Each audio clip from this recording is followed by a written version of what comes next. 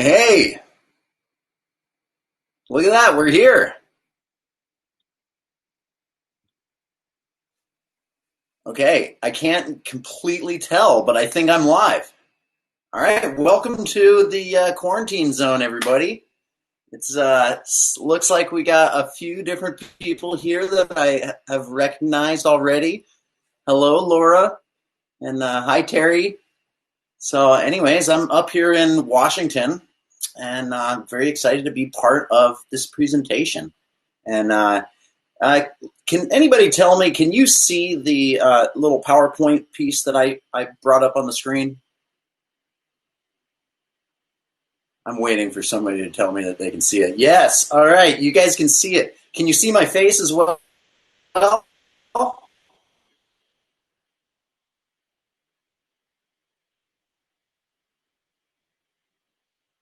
Well,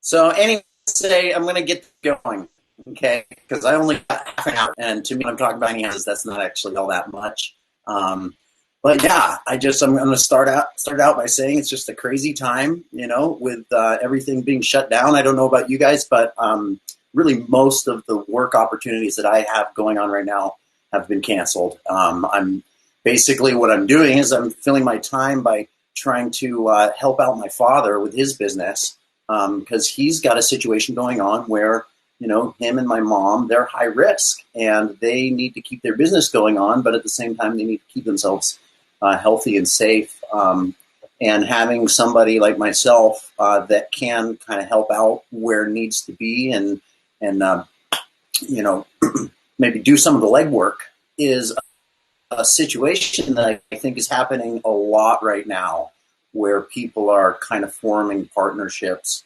and finding ways to kind of get through this and protect the most vulnerable people. So I'm going to basically just start out by saying that I titled this talk uh, Life After COVID-19 and How Tiny Houses Can Help. And I should have really just made the talk titled uh, How Tiny Homes Can Help. Because I'm not here trying to tell people that I know what's going to happen in the future.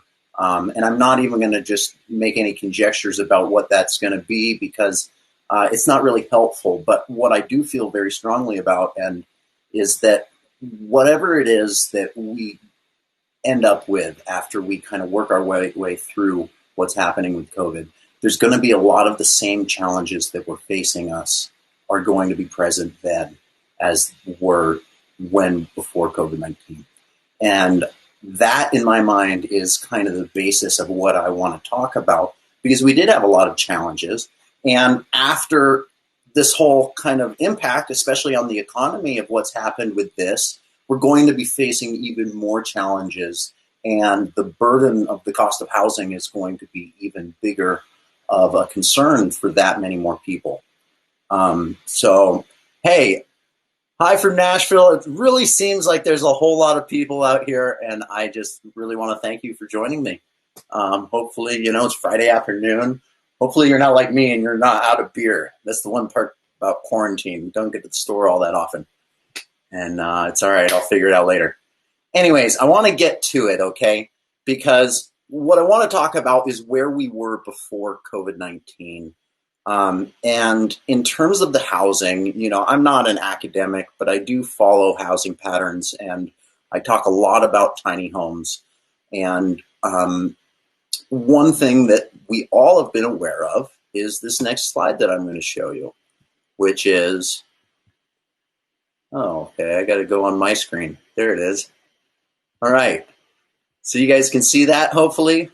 This is a graph that's basically showing the appreciation of our home sale price in comparison with the median household income for the past, 3 decades or more. And what you see is there's a big spike, and what that spike is the 2008 bubble. And then we had a big drop, and that was the recession that happened afterwards. And since then, what you see is we've gone on almost the same trajectory as where we were before, only this time, again, it's got no correlation to any kind of increases in wages. And what that means, you guys can't see the graph? Oh no. Oh no, you can't see the graph? Are you sure? I have my screen sharing going on. Um, can somebody confirm that you guys can see my graph? That's all I really need to know. Okay, we can see, a whole bunch of people can see it. Okay, I don't have a whole lot of time, so I'm just going to keep going through this and hope that you guys can see. So, that's what we've had and it's led to such a amount of people feeling really financial, which has been part of what we call the tiny house movement, is people looking at other options and saying, hey, well, God, there's got to be some way where I don't have to spend basically all of my free time working and all of my free money paying for a place that I can't actually be in. And that's a big piece of what we're kind of all coming from. And there's more to it, but that's one of those common denominators, I call it, right? And what has actually been perpetuating that? Well, this is just a little graph showing you what's happened to our 30-year fixed interest rate on mortgage. And you notice that I ended this in 2017. And the answer is that basically once after 2008, we dropped our interest rates to lows that we'd never gone to before. We started to try to increase just minutely, and our housing sales flatlined. And so we dropped our interest rates, and that really, we started to try to increase them in about 2016. And then basically really about last fall, we started a process of dropping them back down again. And then basically everybody knows after COVID-19 that we've actually slashed interest rates even way further than we ever have before. So that's really what has been driving it. And I'm just going to show you a slide here that just demonstrates that during the last really 4 decades, this starts in, this is 1950, so really, a long time, but our houses have gotten just a huge amount bigger. And at the same time, the family size has gotten a lot smaller. And what that really is kind of telling of is that we have basically invested so much back here. We've poured so much of our money. So it's not just that, our homes are actually getting bigger. They're getting way more valuable. And that value has been this asset for a lot of people. But what it's done is priced out a huge amount of different people out of having access to housing. So at the same time that our houses were getting bigger, our family sizes are getting smaller, but actually the sheer quantity of families were also decreasing. So here's a really interesting graph that I took from a report called Making Room, Housing from a Changing America by the AARP.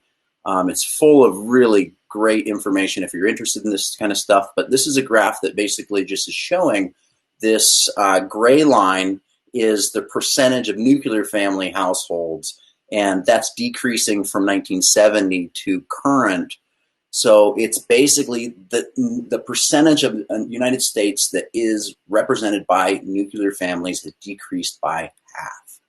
And then the other line you can see is the amount of single-person households.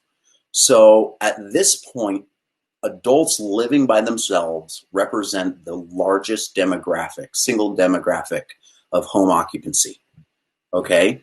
So that's never been happened before. 50% of the United States is single adults. And that is a thing that has just basically, it's a huge demographic shift is what's happened. When you add the number of basically married adults without children, which is 25% of our population, there's really about 75% of our population is either single adults or couples married without children. And I'm going to take you to this next graph, which shows, right here, our housing stock.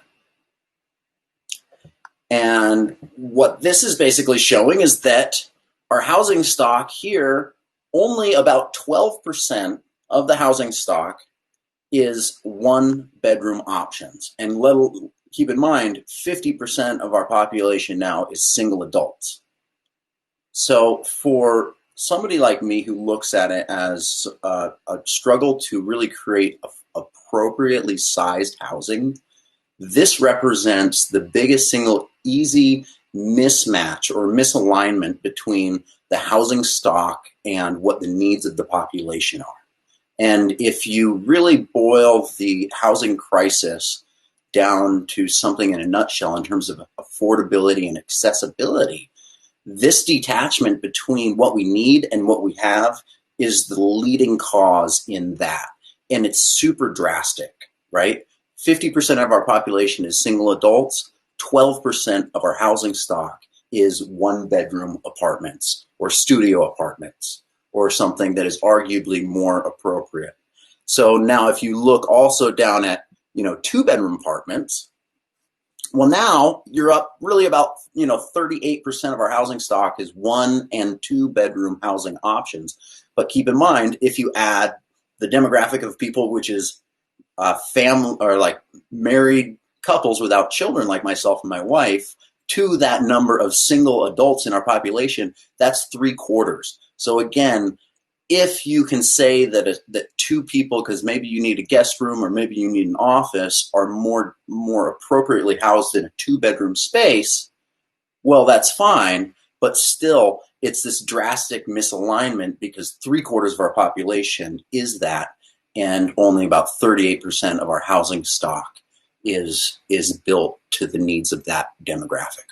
So that, to me, is something that I think a lot more people should really pay attention to when we're thinking about the housing crisis and really where it's coming from, and more importantly, what it is that we can do about fixing the problem. And people come to me all the time and they say, Zach, okay, so you're working in housing. I don't know if people know about what I do with Operation Tiny Home, but you're working in kind of as an advocate and speaking about changing policies to enable tiny homes. But do you really think that tiny homes can have an effect on the housing, on the affordability crisis in America? And the answer is absolutely. Absolutely, they can, because what we're dealing with is needing a tool that can be implemented into a society that basically the municipalities were already occupied. Land is already divided. Lots have already been created. And so what we need is a tool that can be implemented within the existing infrastructure of what we already have in our cities. That being said, a tiny home, and particularly a tiny home on wheels, is really, really relevant because of that ability for implementation. And when I'm talking about implementation, what I really mean is that it can work in a partnership with an existing property. And there's a lot of amazing progress that's been made lately. This is something I've been talking about for a long time, is the power of a tiny home and a movable single bedroom or double bedroom housing option to provide partnerships with other people who are owning homes, okay? And what you have to understand is that we have two parts to our housing crisis. We have the part of the housing crisis where people just can't afford homes. But then we have another part of the housing crisis where the people who have homes and have leveraged a huge amount of wealth out of the appreciation of these homes are getting a lot older, okay? And that is a flip side of what we need to deal with. So basically, there's an amazing report that is called The Coming Exodus of Older Homeowners. And it was put out by Fannie Mae, and in combination with a USC professor. And it was basically just looking at what a lot of people know already about, which is this large bubble in our population, which is the baby boomers, and the amount of wealth in housing that they own. So what really that is kind of boiled down to in terms of a what that's boiled down to in terms of a number for me really is that 2/5 of the homes in this country are owned by baby boomers, and then another 1/5 is owned by people that are older than that. So in total, 3/5 of the homes in our country are owned by people 55 and older. And based on just the way that the wealth accusation becomes, basically, it's for the most part, it is older Americans that own the majority of not only the homes in this country, but the more expensive homes. And what this report was looking at is that if you take the expected and historic attrition rates for attrition, meaning people being forced to sell their homes, not on their own accord, but because they're being forced to.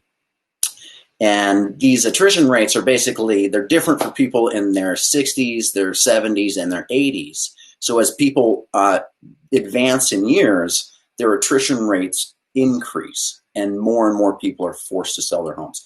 So what this report was showing was that if you take the historic attrition rates and you apply it to this older population of homeowners, what you're going to see is a huge increase in the number of homes put on the market in the next 10 years. And this is strictly due to attrition. Okay. So what they're showing is unless we do something about that attrition rate, basically people losing their homes, what we're going to have is so many homes put on the market that there is a mathematical impossibility that the younger generations are going to be able to absorb that wealth transfer, if that makes sense. So what that is really laying out is that's saying that we have a scary scenario. We have a huge population of older homeowners that are in homes that represent, I think it's $13 trillion worth of assets that are sneaking up into this position where more and more of them are going to be forced to sell their homes. And a good portion of them are holding on to those homes in what I like to call basically a retirement savings. It's basically what's happened is that more and more of our country's net worth has been transferred into our housing over the last 3 decades because it's been such a great investment. Why wouldn't you? Why would you invest in a traditional savings account or bonds when you could invest into your home, watch it appreciate, and sell when it's high and use that money to flow your retirement? So we have a lot of our country that's been really looking at that process for a long time. And that's leaving us in this position where we just simply don't have enough capital as younger generations to safely absorb that. So we got off of it. All right, here's the coming exodus of older homeowners. There's the $13.5 trillion is owned in housing assets by baby boomer generation. And that's not counting the people that are older than that.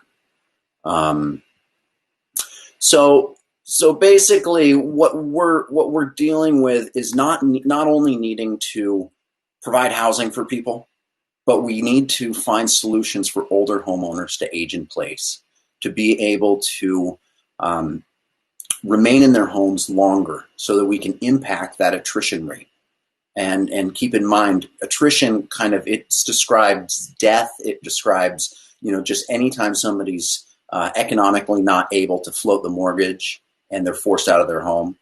And so what we can do to affect that attrition rate, in my mind, is to enable people, and older homeowners especially, to utilize their property to generate some income. And what that really boils down to is, what people have been doing for a long time, vacation rentals, right? Building out vacation rentals.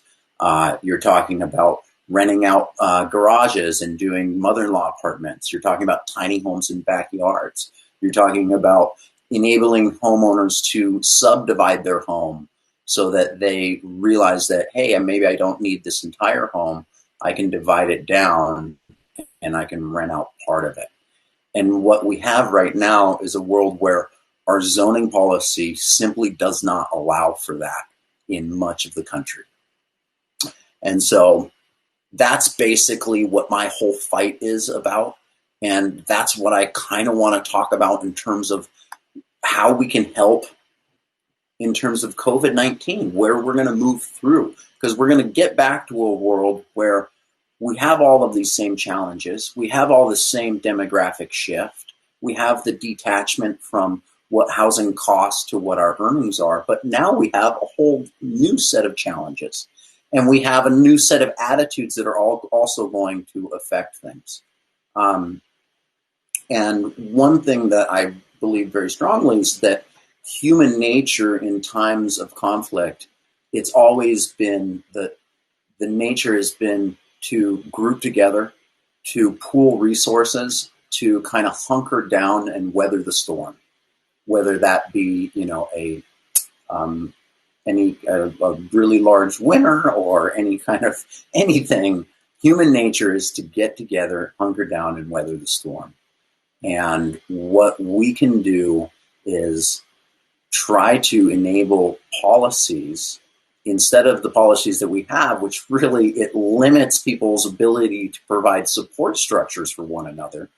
We need to look at enabling policies that enable homeowners to create support structures for people they love, for friends, for even strangers, so that we can pool our assets, so that we can support homeowners through this time so people don't lose their homes. And at the same time, we can create a solution that enables a lot of other people who need places to live affordable options. So that is really where we're coming from, or where I'm coming from. And I feel like this has been a full rant. I can't even see all of the questions, but it's amazing how many people are commenting. This is the question that I say is what is the first step that we can do in our communities? So when I look out there and I think about all the different policies that have kind of changed within the last few years, it's really remarkable. And there's some very bright lights that people can look to, and that cities that are interested in opening up these kind of zoning policies can actually look at and borrow from in terms of utilizing some of the language within their code structure. So that's an important thing, but doesn't really work that well if you don't actually know what's happening. So one of the very first significant code changes actually happened in Minneapolis, St. Paul, where they completely did away with single-family zoning restrictions. And what that basically means is that anywhere in the city, you can take a home and you can subdivide it into a duplex or a triplex. And that's an incredibly powerful solution for a lot of people. But that's also a very expensive thing to do, right? So as a construction worker, if you want me to take your home, divide a wall down it, and then put an apartment in there, that ends up turning into a big project. And for somebody who's a homeowner that's on a fixed income that says, hey, I want to rent out my space, but I got to put all this $100,000, $150,000 into making it happen, I'm never going to recoup it just by renting the space in a fashion that actually works. And that's what limits the implementation for this type of policy. So basically, somebody says I need to promote Operation Tiny Home more. It's true, I do. But I'm really talking about the big scope about what tiny homes can actually represent to society. This is what I'm trying to do, is show people what makes me so passionate about not just tiny homes, but allowing people affordable and appropriate sized living options is what it really comes down to. And tiny homes is just a tool that really, in its implementation, can be so much more effective. And what I mean by that is that there's places that open up for ADUs, which are amazing. It's basically like a tiny home in the backyard, a grandmother apartment, but it's just like subdividing a home. There's this huge upfront cost that limits a lot of the people that need that relief, that financial relief. it limits them from being able to participate in it as a solution. And them not being able to participate limits them from being able to create a housing that could be a solution for somebody else. So that's because of the upfront cost. When you implement tiny homes, and especially tiny homes on wheels, what that does is that it divides, or it potentially divides, the upfront cost. My wife and I, we can buy a tiny home, and if there's a property owner who's struggling to pay the mortgage, they can simply rent out a space for us to put it, and we can hook it up to the utilities with relatively low upfront cost, and they can just start gaining an income. And that's the big difference, because the reason that people don't actually put ADUs on the rental market, the reason that people don't subdivide homes, is that the finances don't always work out. And it's such a long-term gamble. So that's what tiny homes on wheels offer to society. It's a massive thing that really can not only change the game in terms of housing affordability for singles, and single human beings represent 50% of our country, but also for people like myself and my wife who would love to own a home and live not in a space that, and have a yard, things like this. But it's also an amazing ability for homeowners and an option for them to start gaining some income without an upfront expense. And so I know I'm almost running out of time. I'm going to say that I really, really could talk about this stuff for a long, long time. And I thank everybody for coming and checking it out and being interested in tiny houses and spreading the word about what's happening. And just to know that this whole talk wasn't about trying to predict what's going to happen after COVID-19. It's just saying that things are not going to get a lot easier. The economy is not getting better. A lot of people's lives are going to be challenged, and this is an opportunity for us to just start waving the flag and making some noise and saying, hey, we actually do have some real solutions that can be implemented and are being implemented some places, and this is what it looks like. And it's a win-win for everyone, where we can really give people so much opportunity to get into houses. And this is the piece that needs to happen afterwards. And I only got 3 minutes left, but it's about financing, because we can't get legitimate, reasonable financing for tiny homes because they're considered RVs. And what it means is that the upfront expense is totally different. Okay. This is changing, but if you can see this little slide here, I was showing that there's a Chase Bank recently announced that it would raise its minimum credit score to 700 and hike the minimum down payment up to 20% from 3.5%. So I just wanted to show that this was a bank that was actually considered conservative, that was offering mortgages for 3.5% down payments. And in the tiny home world, it doesn't work like that. If we could get a reasonable 25-year down payment or a 25-year mortgage on a tiny home, the upfront cost for that would maybe be 20, it would be 20% of what that, it would be significant. But after that, your monthly expense would be about $500 or maybe even less with the interest rates the way they are right now. And so that is a real solution. If you can pay $500, oh, my slide's already up. Anyways, my whole thing's up. But if you can pay $500 for for a tiny house a month with a reasonable down payment, you can have, on a normal job, you can afford to live, and you can afford a dignified space. And it's not a super luxury space necessarily. It's not necessarily made for a 4-person family. But keep in mind, the battle is we need more 1- and 2-bedroom housing options. We have plenty of large homes, and we have a huge amount of single adults living in large homes with a huge amount of empty bedrooms that are not being utilized. So right now, I have to say, I really wish that I had more than half an hour. I felt like I had to run through things. I love you guys so much, and thank you for letting me be part of the tiny home movement. And the one thing that I'm going to have to say is that you are up for a treat, because after me, Dee Williams is going to drop some real knowledge about tiny homes, and basically any time that I get to spend some time with Dee, it's a massive treat. And then after Dee, I'm jumping back on, and it's going to be me and Dee and Jason from tinyhouse.com with an amazing guest. Jay Schaefer is showing up. We don't even know where this guy is, but somebody tracked him down, and he's going to join us, and it's going to be so much fun. And I'm not even going to do much of the talking because I just want to hear them. Thanks.